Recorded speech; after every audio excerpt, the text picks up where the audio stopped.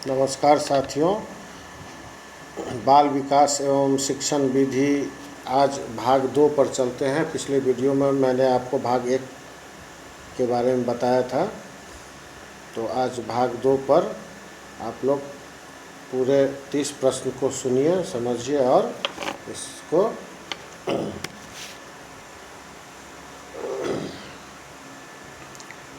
देखिए। प्रश्न पहला, बालकों के व्यक्तित्व विकास ऑप्शन ए के लिए विकासात्मक प्रतिमानों को उद्धृत करके सटीकता से व पक्के तौर पर भविष्यवाणी की जा सकती है। बी के लिए पूर्वानुमान बिल्कुल नहीं लगाया जा सकता है। सी के लिए कुछ हद तक पूर्वानुमान लगाया जा सकता है, परंतु सभी बच्चों के लिए विकास की दर अलग अलग होती है। डी अवस्थित व असतत होता है, तो इसका उत्तर है साथियों सी के लिए कुछ हद तक पूर्वानुमान लगाया जा सकता है, परंतु सभी बच्चों के लिए विकास की दर अलग अलग होती है। सब अलग अलग होती है। अब चलते हैं प्रश्न 2 पर। निम्नलिखित में से कौन सा कथन सही है? विकास क्रमबद्ध नहीं होता है। बी विकास अव्यवस्थित होता है। सी विकास का एक सतत प्रक्रिया है। डी विकासात्मक प्रतिमान सांस्कृतिक परिवेश से प्रभावित नहीं होता है। तो इसका उत्तर है साथियों सी विकास एक सतत प्रक्रिया है। अगला प्रश्न, बच्चे अपने समाज के बारे में ज्ञान रखने के कौशल मूल्य रीतियाँ किस से सीखते हैं? 1 आस पड़ोस, 2 धर्म, 3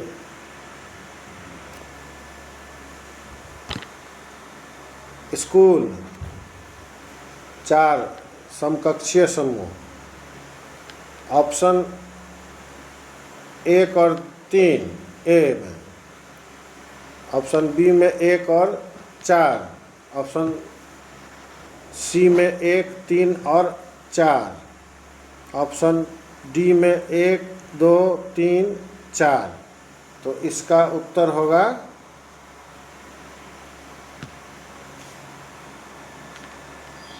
डी 1, 2, 3, 4। अगला प्रश्न है साथियों, जीन पियाजे के सिद्धांतों के अनुसार अनुकूल किन 2 मूल प्रतिक्रियाओं को समाहित करता है?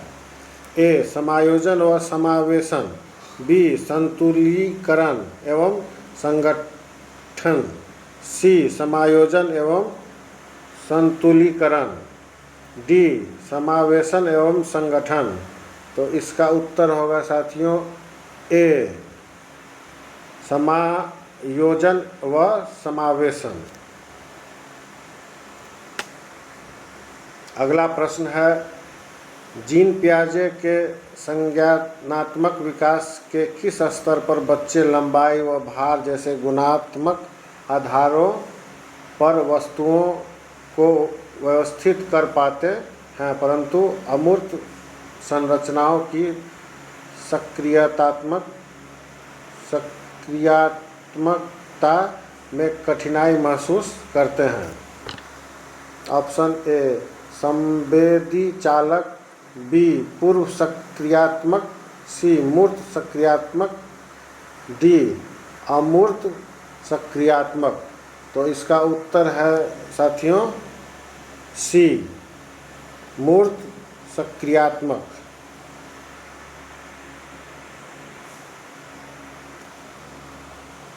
अगला प्रश्न है साथियों,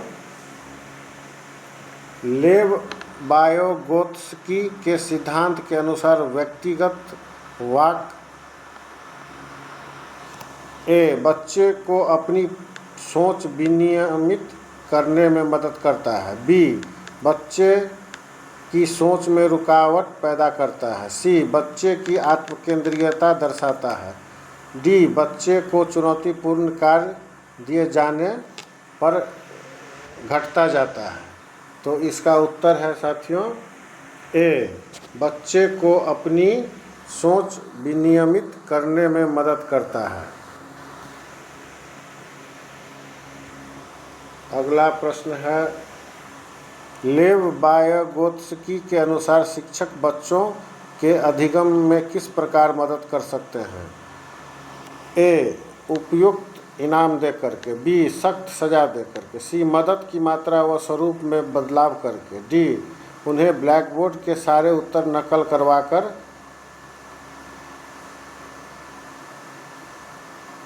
तो इसका उत्तर है साथियों सी, मदद की मात्रा व स्वरूप में बदलाव करके।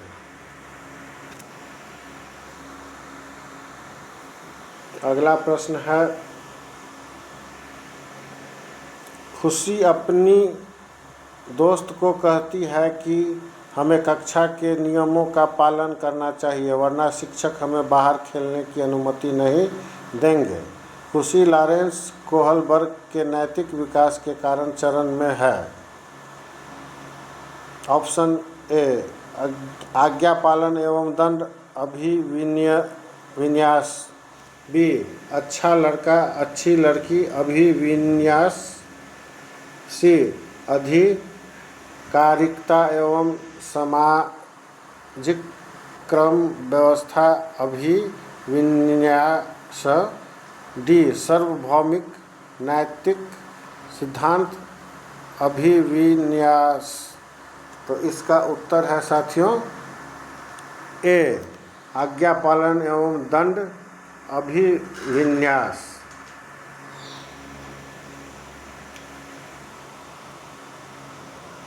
अगला प्रश्न है, होवार्ड गार्डनर के अनुसार निम्नलिखित में से कौन सा कथन सही नहीं है? ए, बुद्धिमत्ता एक स्थिर तथा अस्थायी विशिष्टता है। बी, बुद्धिमत्ता को परिपोषित व विकसित किया जा सकता है। सी, बुद्धिमत्ता किसी एक सामान्य खंड से हावी नहीं होती अपितु कई प्रकार की होती है। डी, बुद्धिमत्ता को एकाकी आयाम से सहबद्ध नहीं किया जा सकता है। तो इसका उत्तर होगा साथियों ए, बुद्धिमत्ता एक स्थिर तथा अस्थायी विशिष्टता है। अगला प्रश्न, एक बाल केंद्रित शिक्षा में ए, शिक्षक की कोई भूमिका नहीं होती है। बी, शिक्षिका की सक्रिय भूमि होती है तथा विद्यार्थी निष्क्रिय होते हैं। सी, विद्यार्थियों की सक्रिय भूमिका होती है तथा शिक्षिका निष्क्रिय होती है। डी, शिक्षिका व विद्यार्थियों दोनों की सक्रिय भूमिका होती है। तो इसका उत्तर है साथियों डी, शिक्षिका व विद्यार्थियों दोनों की सक्रिय भूमिका होती है। अगला प्रश्न, कथन ए, कक्षाओं में लड़के गणित व विज्ञान में लड़कियों से कहीं बेहतर प्रदर्शन करने की क्षमता रखते हैं। तर्क आर, लड़कों में लड़कियों की अपेक्षा गणितीय तर्क व वैज्ञानिक क्षमता सहज रूप से मौजूद होती है। ए और आर दोनों सही है और आर ए की सही व्याख्या करता है। बी, ए और आर दोनों सही है, लेकिन आर ए की सही व्याख्या नहीं है। सी, ए सही है और आर गलत है। डी, ए और आर दोनों गलत है। तो इसका उत्तर होगा साथियों डी, ए और आर दोनों गलत है। अगला प्रश्न है साथियों, राष्ट्रीय शिक्षा नीति 2020 किस पर जोर देती है? पाठचर्या,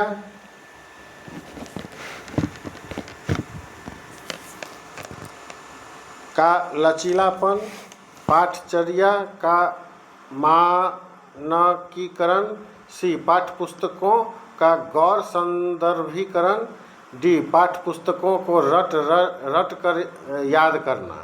तो इसका उत्तर है साथियों ए, पाठचर्या का लचीलापन। अगला प्रश्न, मूल्यांकन का केंद्र क्या होना चाहिए? ऑप्शन ए, अधिगमकर्ता क्या नहीं कर सकता इसका चित्रण करना। कक्षा के दूसरे बच्चों की तुलना में अधिगमकर्ता के प्रदर्शन का स्पष्टीकरण करना। सी, मानव वर्ग में बच्चे की लेबलिंग करना। डी, अधिगमकर्ता क्या और कैसे सीख रहा है इसका वर्णन करना। तो इसका उत्तर है साथियों डी, अधिगमकर्ता क्या और कैसे सीख रहा है इसका वर्णन करना। अगला प्रश्न है साथियों, निम्नलिखित में से कौन सा विकल्प एक सामाजिक रचनावादी कक्षा कक्ष जिसमें बच्चों की व्यक्तिगत ज़रूरतों का ध्यान रखा जाता है की व्याख्या करता है? ए, बैठने की तय व्यवस्था, बी, शिक्षकों का केवल निर्देश देना व बच्चों से पूर्ण आज्ञा पालन की अपेक्षा करना, सी, बच्चों द्वारा आपस में चर्चा करते हुए समूह में कार्य करना, डी, बच्चों का आपस में चर्चा करते हुए समूह में कार्य करना। तो इसका उत्तर है साथियों डी, बच्चों का आपस में चर्चा करते हुए समूह में कार्य करना। अगला प्रश्न है साथियों, निम्नलिखित में से कौन सा प्रश्न कक्षा में समालोचनात्मक सोच को बढ़ावा देने का सही उदाहरण है? ए, 325 और 486 को जमा करो। बी, बाल विवाह प्रतिबंध अधिनियम किस वर्ष में पारित किया गया था? सी, शवसन को परिभाषित कीजिए। डी, अपने शहर में प्रदूषण के विभिन्न कारणों का विश्लेषण कीजिए और प्रदूषण करने के विभिन्न उपाय सोचिए। तो इसका उत्तर है साथियों डी, अपने शहर में प्रदूषण के विभिन्न कारणों का विश्लेषण कीजिए और प्रदूषण करने के विभिन्न उपाय सोचिए। अगला प्रश्न है साथियों,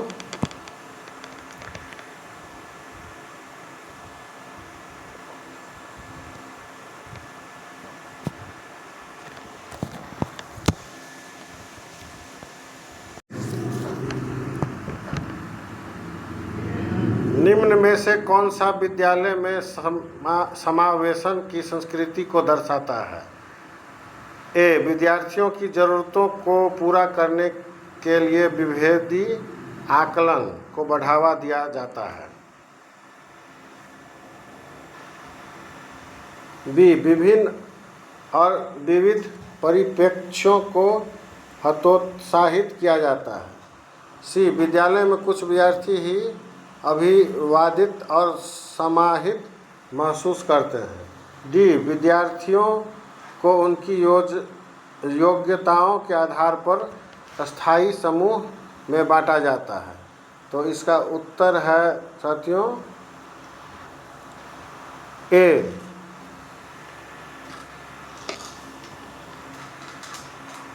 विद्यार्थियों की ज़रूरतों को पूरा करने के लिए विभेदी आकलन को बढ़ावा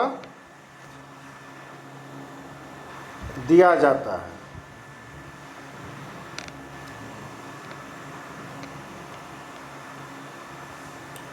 अगला प्रश्न है साथियों, सांस्कृतिक रूप से विद्यार्थियों वाली कक्षा में एक शिक्षक को निम्नलिखित में से किससे बचना चाहिए? ए. चर्चा में विविध संस्कृतियों के उदाहरण लाना। बी. प्रभावी संस्कृति के लिए उपयुक्त पाठ्यक्रम और शिक्षण शैली विकसित करना। सी. विद्यार्थियों को अपनी संस्कृति की अनूठी विशेषताओं को साझा करने के लिए प्रोत्साहित करना। डी. विद्यार्थियों को अपनी संस्कृति की अनूठी विशेषताओं को साझा करने के लिए प्रोत्साहित करना। डी. विद्यार्थियों के बीच सम्मान और स्वीकृति की संस्कृति को बढ़ावा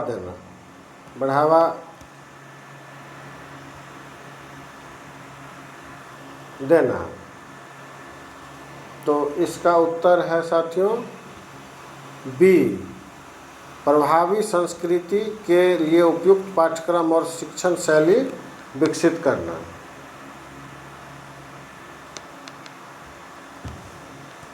अगला प्रश्न है, निम्नलिखित में से किसके विद्यार्थी की अक्षरों और शब्दों को पढ़ने, उनकी व्याख्या करने और उन्हें समझने की क्षमता सीधे प्रभावित होती है? ए. गुणज वैकल्य। बी. लेखन वैकल्य। सी. वाचन वैकल्य। डी. गति समन्वय वैकल्य। तो इसका उत्तर है साथियों सी. विद्यार्थियों की आवश्यकताओं के अनुसार अनुकूल करना।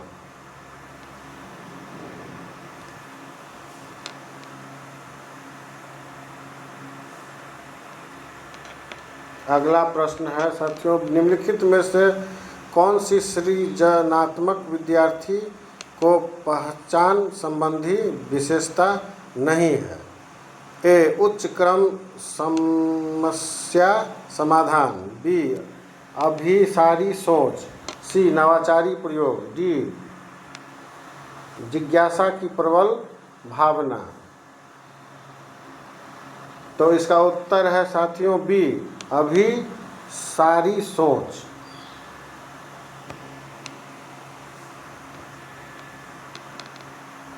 अगला प्रश्न है, किसी विशेष वस्तु को लंबे समय तक स्मरण रखने को सुसाध्य करने हेतु एक शिक्षक को निम्नलिखित में से किस रणनीति से बचना चाहिए? ए. स्मृति सहायक विधियां लागू करना। बी. संगठनात्मक चार्ट बनाना। सी. असंबद्ध शब्द प्रस्तुत करना। डी.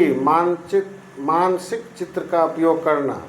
तो इसका उत्तर है साथियों सी. असंबद्ध शब्द प्रस्तुत करना। अगला प्रश्न है साथियों, जब सीखी जाने वाली सामग्री हो तो विद्यार्थी बेहतर सीखते हैं। Option A. जटिल और व्यापक। बी. मौजूदा ज्ञान से जुड़ी। सी. अव्यवस्थित और असंगठित।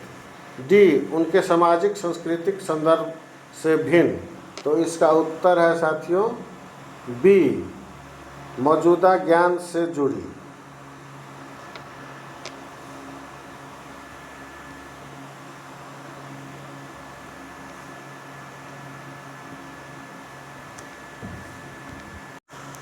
आगे बढ़ते हैं।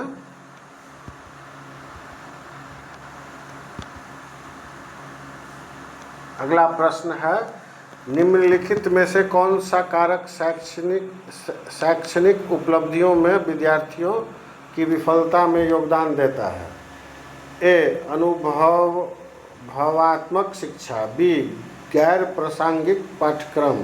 सी समावेशी दर्शन, डी शिक्षार्थी केंद्रित शिक्षा शास्त्र।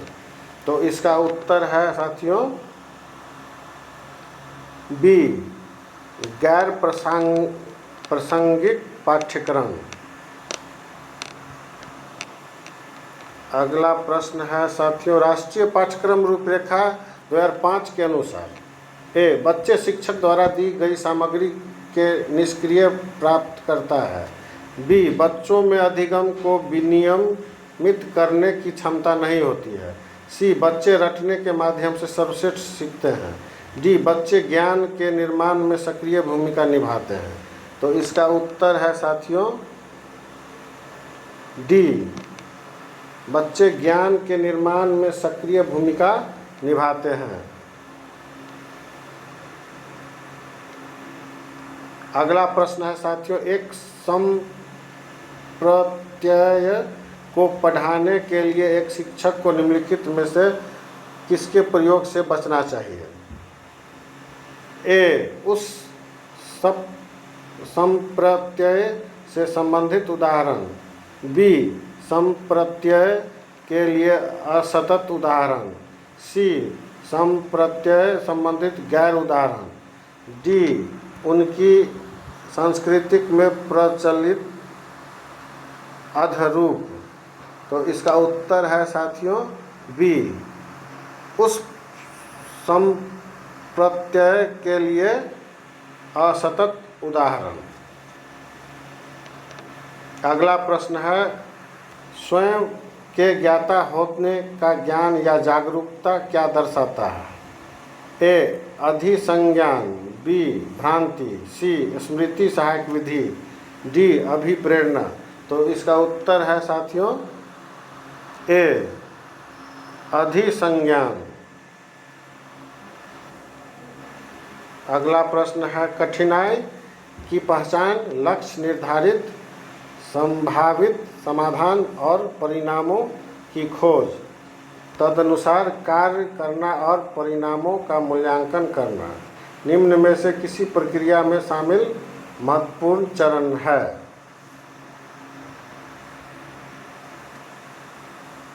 ए आरोपण, बी नकल, सी समस्या समाधान, डी निष्क्रिय ध्यान।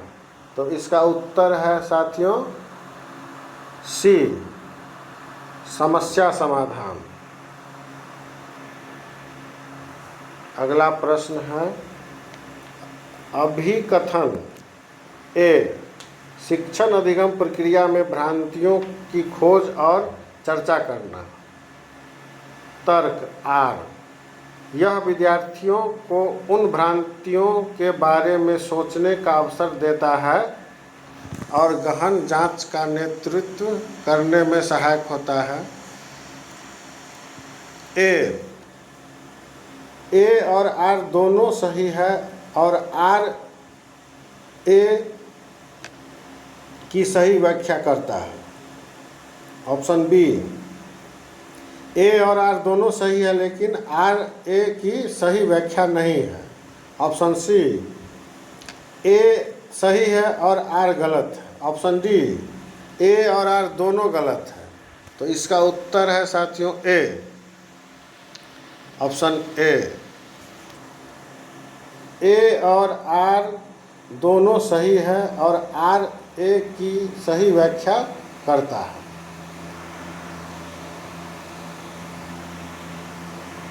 अगला प्रश्न है साथियों विद्यार्थियों को बोरियत महसूस होने की संभावना है।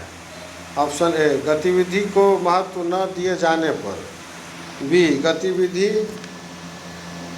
को महत्व दिए जाने पर, सी उन्हें सफलता मिलने पर, डी उनकी सफलता की अपेक्षा होने पर।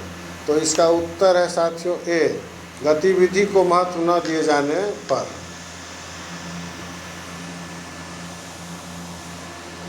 अगला और अंतिम प्रश्न है साथियों निम्नलिखित में से कौन सा तरीका प्रतिपुष्टि को प्रेरक के रूप में उपयोग करने का अनुचित तरीका है?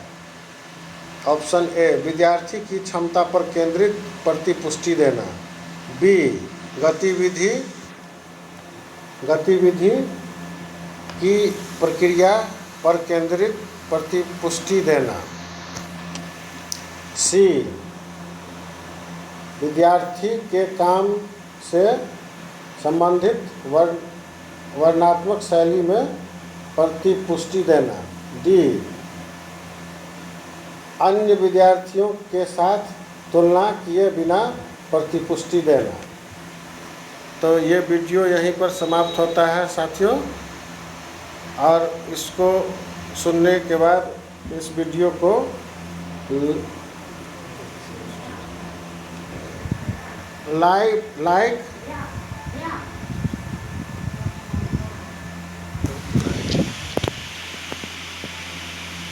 लाइक शेयर और सब्सक्राइब करें। धन्यवाद।